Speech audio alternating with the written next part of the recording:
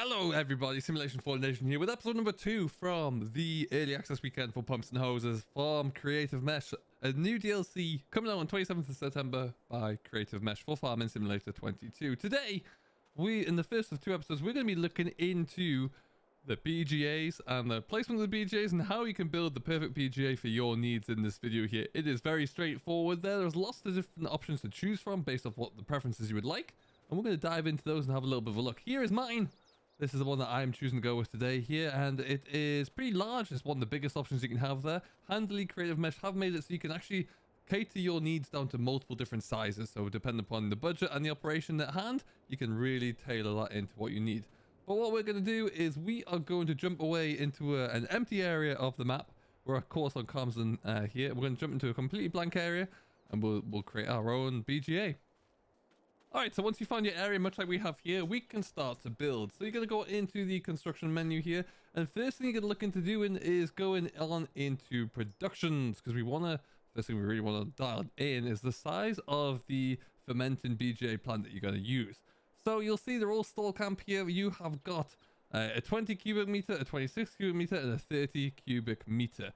All varying different costs there. Some of them are very expensive, but what I particularly like about this is that, like I mentioned, you can scale it up to the size that you need, because you'll see, for example, you've also got a small, a medium, and a large size Avis co-generator here as well. So you can really scale that up. Again, you can also change up the size of the feeding plant that you need here. This will, of course, take in any of the solids that you plan to use, be it silage, be it manure, slurry, or even the chopped beet, and that will stick it into the plant.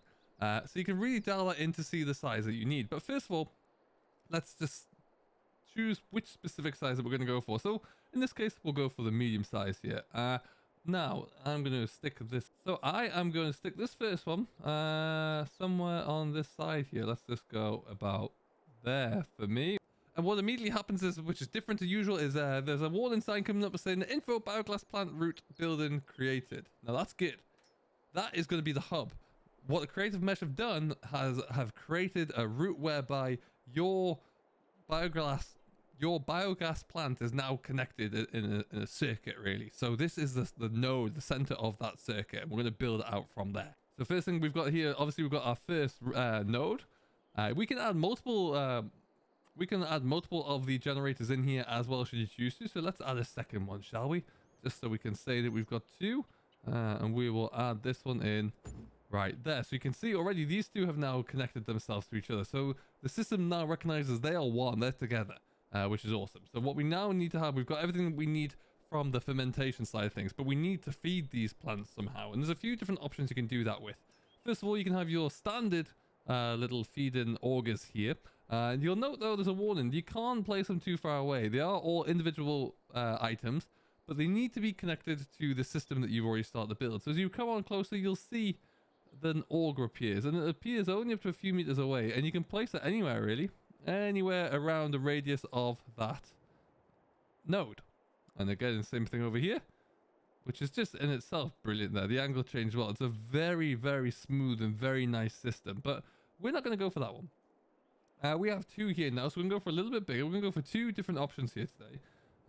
So what we can do is, for example, if you know that you're going to have a load and shovel, because again, budgets might be a bit tight here. These are expensive things to create. So if you've got a load and shovel or a good telehandler, by all means, stick in one of these. That's £140,000 and you'll be looking good.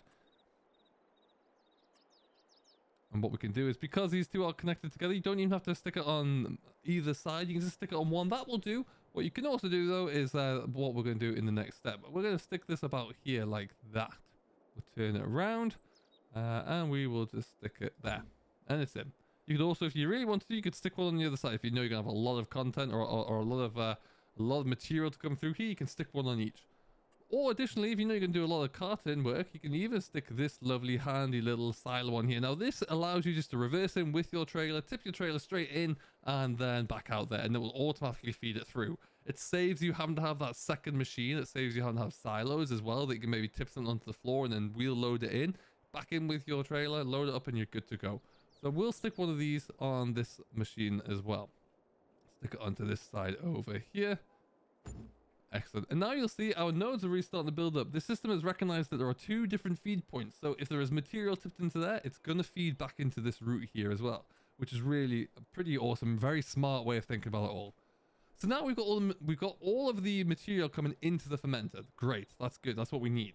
But what we don't have is a way of taking out that material. So what comes out from when we produce our fermentation here within the BGA is methane gas and also the byproduct, so digestate.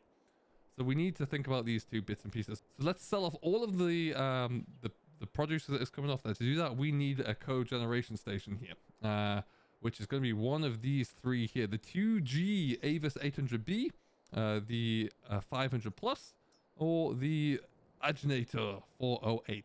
Because we've gone for a slightly larger system here with the two plants, we're going to go for the biggest one in this particular instance, and we are going to stick this right about there.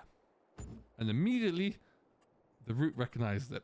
It connects up to it. It's like, aha, that's where we're going to sell off all of our methane to. Perfect, looking good.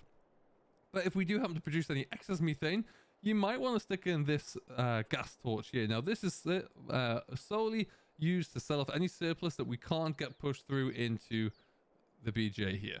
So we're going to stick that there, and again it's going to recognize that it's right there. Now you can even stick this quite further afield if you really want to, without any problems there at all.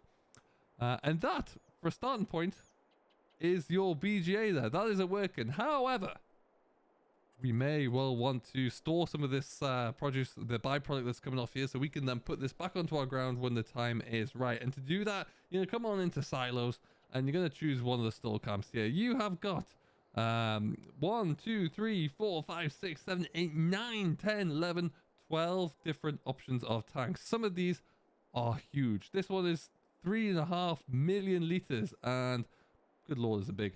Or you can even have something slightly smaller and respectable here at a mere 606,000 liters. And what we're going to do is we're going to stick a couple of these in.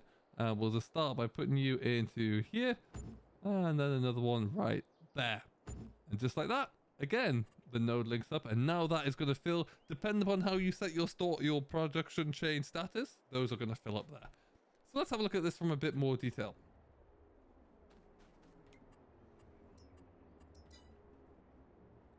We've got everything here. All we would need now would be forage or material into either the tipping bay there or into the mixer over here, and then we are good to go.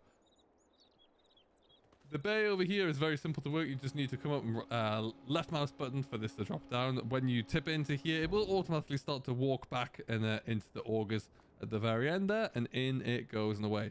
After that, you don't need to touch it. What we do need to do is come on into the production chains and have a look at the system that we've set up.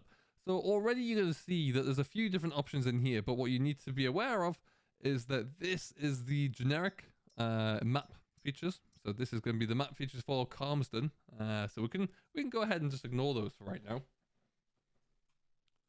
And then we have our fermenters, which are currently working away down at the other save that we have going there. And these are our new ones. You can see these are not active. So we need to, first of all, we need to activate our fermenter, which are those two big green domes. So in we come. We just need to set this up so it works. At the moment, it doesn't have any silage in there. So let's get that changed.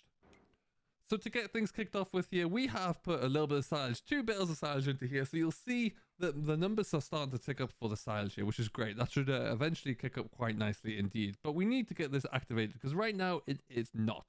So what we're going to do is there are a few different options for the output mode for both the digestive, so the byproduct, and also the methane. You have storing, you have selling, you have distribution, but you also have distribute across biogas plants. So if you use this option, it's going to specifically distribute it across the node that's being created there, and that's what we want to do. And same goes for the methane. The methane here is going to go into the cogeneration station, which is going to be here, and then you can choose how you're going to activate this. So right now, it's when all the methane is produced there, it's going to go into this power plant, and we're going to be able to push it out and turn that into electricity and sell it there, which is exactly what we want to do. So that is going to be activated. We're going to leave that be. We're going to come back down here. This is not quite yet active. You can see that the silage is still kicking up there, but we're going to activate it now, and that is going to start to distribute across there nicely as well. We'll keep an eye on this one, make sure that over time this kicks up there. And what you'll see is that now we're starting to see methane coming into the power plant here, so we're going to be able to start to really build it up. It's going to be slow to begin with because there isn't that much of it, but we will be able to figure that one out, and just keep an eye on it as well. Otherwise, right now, your plant is running. Over time, you'll see these will start to build up there with digestate in there, and you can cart this out, spread it on your field, and we will show you how to do that in the next episode. So we're going to leave it here. Thank you very much for watching. I do hope you have enjoyed and that this has been useful. If it has, leave any comments down below, questions or feedback. Subscribe for more. I've been Simulation for the Nation, and we'll see you in the next one.